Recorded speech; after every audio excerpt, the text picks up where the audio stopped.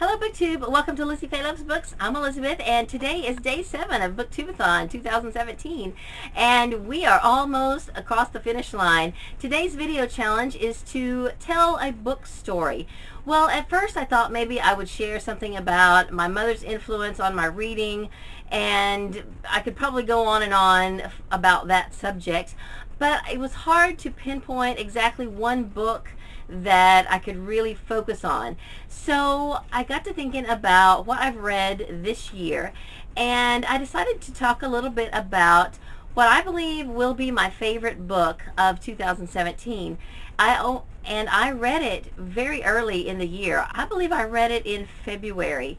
I read it because it's one of our Sunshine State Young Reader Award finalists for the past school year, and I had set a goal to read all of those books, and that's the reason that I picked it up. But I have since then recommended it to so many people, and I have actually had a couple of booktubers who have already read it and commented back and gushed about it and really enjoyed it. So the book is How I Saved the World in 65 Days by Michelle Weber Hurwitz. I loved this book so much that when I finished it, I got on Twitter and I looked up Michelle Weber Hurwitz and I tweeted to her that I really thought this was going to be my favorite book of the year.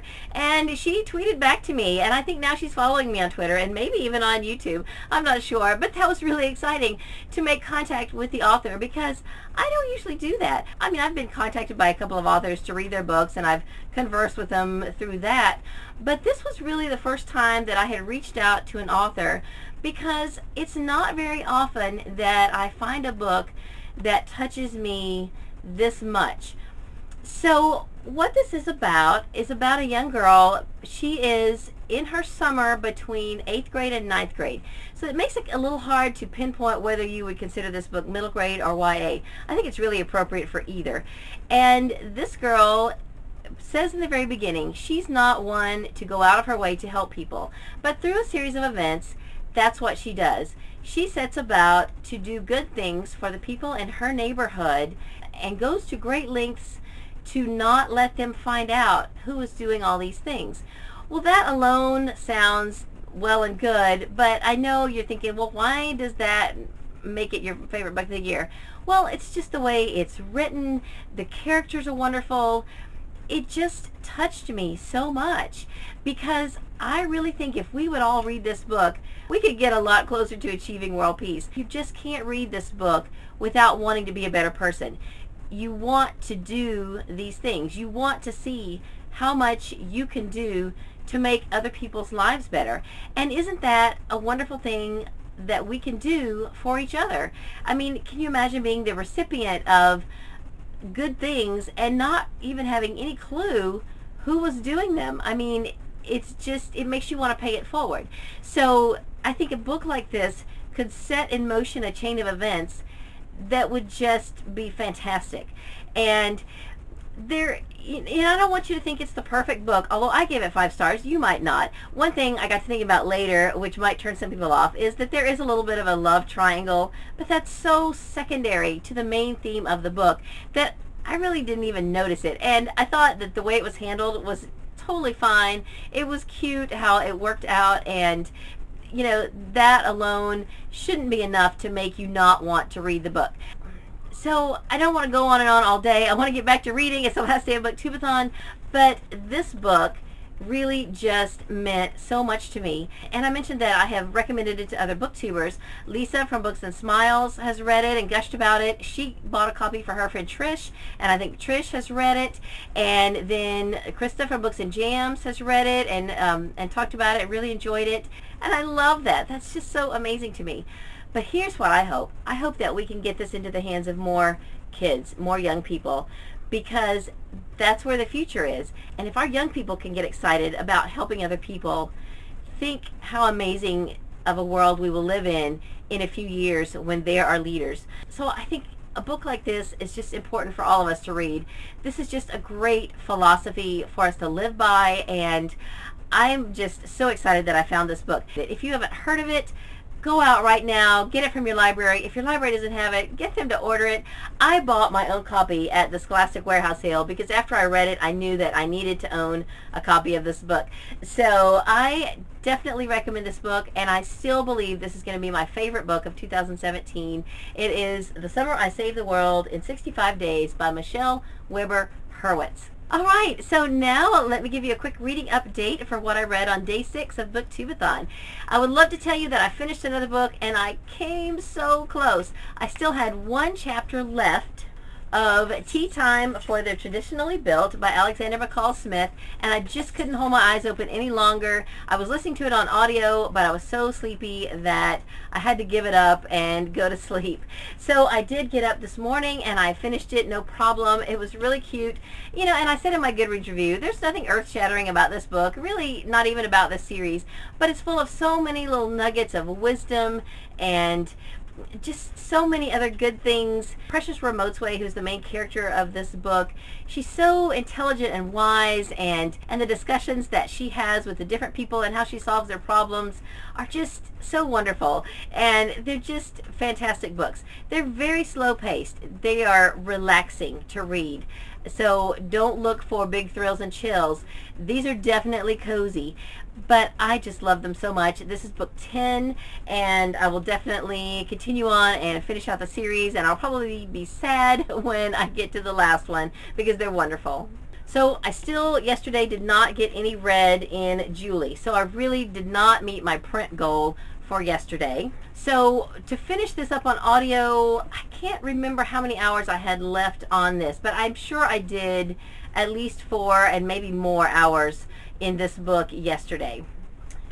But then I also did almost an hour in The Life-Changing Magic of Tidying Up by Marie Kondo. I am also reading this one completely outside. I already finished one completely outside, and this one I have on audio. So I went for a walk with Emily. We walked down to the Family Dollar, and I got some clothes detergent, and I did some weeding and things like that. But then it started getting dark because I got kind of a late start, and so I only got just under an hour done in this one so far. And now today it's raining. I'm hoping that it'll clear up enough where I can go ahead and finish this one outside. If I can't get it done outside, no biggie. I've already met that challenge. I was just trying to be an overachiever and get this one read outside as well. And also I wanted to be sure to mention who the narrators are of the audiobooks that I have been listening to. The narrator of The Life-Changing Magic of Tidying Up is Emily Wu Zeller, and so far I really like her narration. I think she, what I've heard of the book so far, I'm really enjoying. She has a really good voice for this type of book. The narrator so far for all of the #1 Ladies Detective Agency books that I have listened to is Lizette Laca, and she's got a fantastic voice for this series. It's phenomenal. She does it brilliantly. I hope that she is able to do the whole series. I think he's still writing this series, and I hope that she will continue out and finish the entire series, because I think if at this point I had to hear someone else narrating it, I would just go read it because she's just great. And then I also started another audiobook yesterday, which is not on my Booktubeathon challenges. I mentioned that I want to finish the Neverland books by the end of the month, and they're all really short. There's just 3 of them. So The Cave of the Dark Wind, I started yesterday. We were in the car a little bit, and I listened to the first disc. And then today I have listened to the second disc. We went to church, and then we did one errand after church. And so that was enough time to listen to the second disc. There is a third disc, but it's pretty short. So I've already listened to a little bit of it. So I think now I have maybe 20 or 30 minutes left on it. And I am going to a church event tonight, so I'll probably be able to finish it this evening. And so then tomorrow I have a big giant book sale to go to, and it's almost an hour away. So I intend to listen to the third book in the series, which is Blood Tide. And I think Blood Tide is the one that I had listened to before. I've listened to 2 of these before, and I'm pretty sure it was the first one, Escape from the Carnival, and Blood Tide. Because as I'm listening to The Cave of the Dark Wind, it is not ringing any bells. It is not familiar to me at all, and Blood Tide sounds really familiar. So I wanted to finish the series. I knew I had listened to 2 of them already. I didn't know which 2, so I just decided to listen to all 3 of them. That way it's covered. So they're all really short. They're only about 2 hours each, and this will check another series off my list for 2017. And they don't really have anything to do with Booktubeathon except for the fact that I am listening to this during Booktubeathon, so I thought I would mention it. So now today, what I have left to read for Booktubeathon is most of Julie, and then of course on audio I still need to finish The Life-Changing Magic of Tidying Up. So that's all I have left for my Booktubeathon challenges. But I am also reading on my Kindle a book that I had started before Booktubeathon. I have about 30% left to read on it, but as long as I finish it by the end of tomorrow, I will not be upset with myself. My goal was simply to finish it by the end of July. And then I want to say happy birthday to one of my subscribers. Her channel name is Two Boys Scrappin', and she does not do videos, but I did find her on Instagram under the same name during this week, so I was really excited about that. One of the things that she mentioned in one of her comments to me was that her favorite book and her earliest memory of a book she actually read when she was young is The Story About Ping by Marjorie Flack and Kurt Weiss. And so I checked it out from my library, and I mentioned to her that I was going to read this with my daughter Emily, and that I would probably go ahead and get it done during Booktubeathon. Well, and I mentioned it in a video that I would probably go ahead and try to throw this in sometime before the end of the month, because if I finish all of these, this will make 30 books that I have finished in July.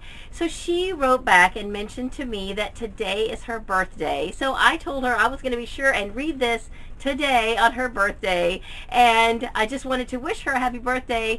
I have already read this with my daughter Emily today. It was so cute, really adorable. There is this little duck Ping.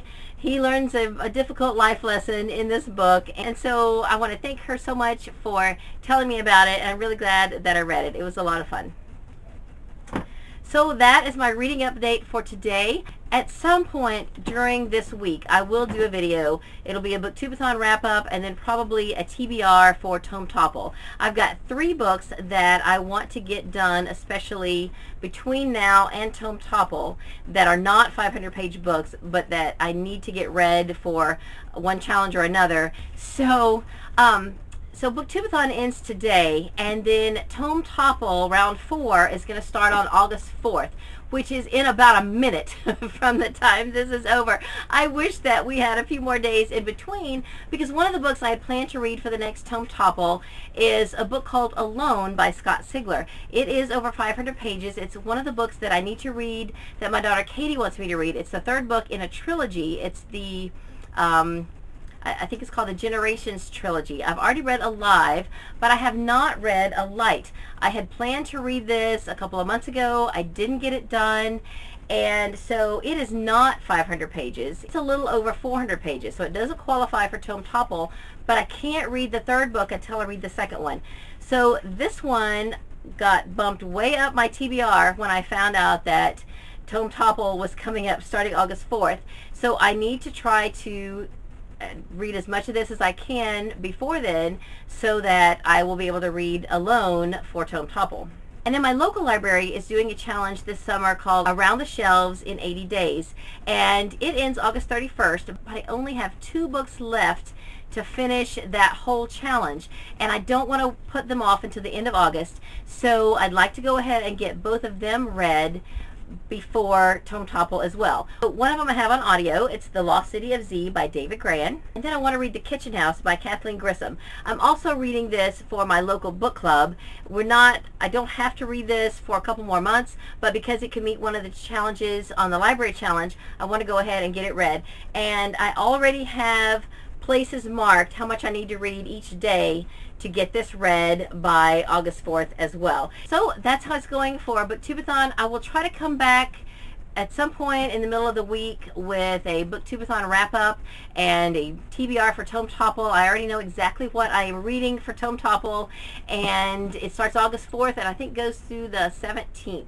So that will be That'll be a 2-week readathon where you read books that are 500 pages or more. So I guess that's all I have for this video. I'm going to go read now. I hope you're having a great day. You read a good book too, and God bless you.